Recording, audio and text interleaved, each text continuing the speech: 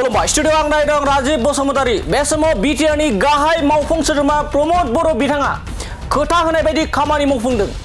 बे समाव नोंथांमोना मिथिगौ दे थांनाय साननैसो सिगां बिटिआरनि गाहाय मावफुं सोद्रोमा प्रमद बर' बिथाङा बिटिआरनि गोबां ओनसोलनि एबा गामि गामि मन्दिर मस्जिद गिर्जा बाथौ थानसालिफोराव रांनि मदद होगोन होननानै बुंदोंमोन आरो बेबायदि खोथा होनाय बायदिनो बिटिआरनि गाहाय मावफुं सोद्रोमा प्रमद बर'नि दैदेननाय बिटिआर सरकारा गंफा गंफा गामियाव 2 लाखनि रांनि चेक रानगासिनो। बे समाव नोंथांमोना डिसप्लेआव नुना मोन्दों बिटिआरनि गंसे गंनै बियाबाव नङा, बिटिआरआव गासै गं 40 बियाब दङ आरो बे गं 40 बियाबाव 2 लाखनि चेक रानदों आरो गंसे बियाबाव गं 14 मन्दिर मस्जिद चार्च बाथौ थानसालिफोराव 2 लाखनि रां चेकखौ राननायखौ बे समाव जागायबाय आरो बे खोथाखौ होदोंमोन बिटिआरनि गाहाय मावफुं सोद्रोमा प्रमद बर' बिथां लोगोसे बिटिआर हाग्रा बिफाननि मावफुं सोद्रोमा रनजित बसुमतारी बिथाङाबो बुंदोंमोन दि बिटिआरनि माखासे मानि मन्दिर मस्जिद बाथौ थानसालि गिर्जाफोराव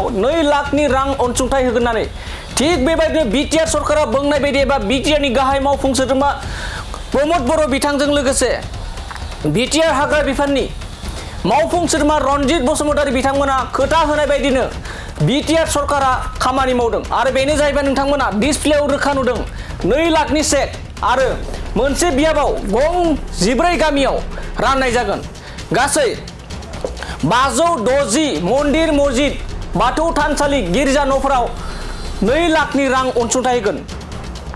गासै 560 खान गामि एबा 560 मन्दिर मस्जिद गिर्जाफोराव 2 लाखनि रां चेकखौ होनाय जासिगोन आरो होगासिनो दं। बे समाव नोंथांमोना नुना मोन्दों बिटिआरनि लेङाइ गाहाय मावफुं सोद्रोमा गबिन्द चन्द्र बसुमतारी बिथांनि आखाइजोंबो राननाय जादों। लोगोसे रुजुगोरा मोसाहारि एमसिएलए मन्टु बर' बिथांमोनाबो बे समाव 2 लाखनि रां चेकखौ रानगासिनो दं।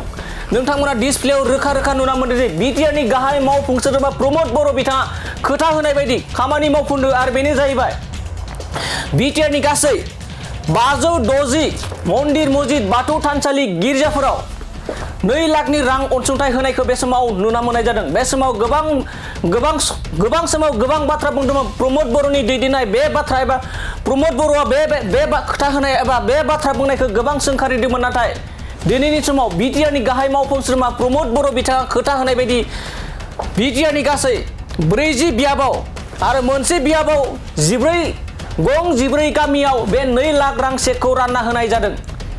लोगोसे गासै बिटिआरआव 560 गामियाव 2 लाख रांनि बे धोरोम सिबिसालिनि मुङाव रां होनायखौ मोननाय जादों होनना बे समाव मिथिना मोननाय जादों। बे समाव नोंथांमोना फिन फोरमायबावदों आं बिटिआरनि गाहाय मावफुं सोद्रोमा प्रमद बर' बिथाङा खोथा होनाय बायदि गासै 560 बाथौ थानसालि गिर्जा मन्दिर मस्जिदफोरावहा 2 लाख रांनि अनसुंथाइ होनायखौ बे समाव नुना मोननाय जादों।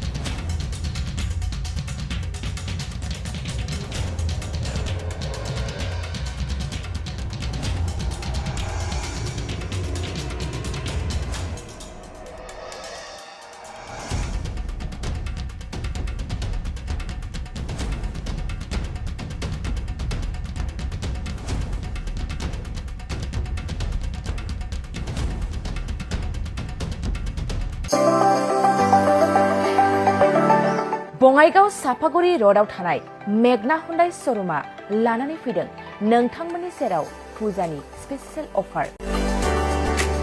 ग्रेन्ड i10, नियस, i20, एनलाइन, अरा, भेरना, आल्काजार बेफोर समायना गारिफोर फुजानि स्पेसियेल अफारा फैगौ 30 सेप्तेम्बरसिम थागोन।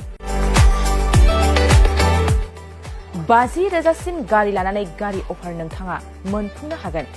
अब्ला मानोथो गोबाव खालामनो थाबैनो नोंथाङा बङाइगाव सापागुरि र'ड एबा लामा सेराव थानाय मेगना हुन्डाइ श'रुमाव नोंथांनि फसायनाय गारिखौ लाहैदो।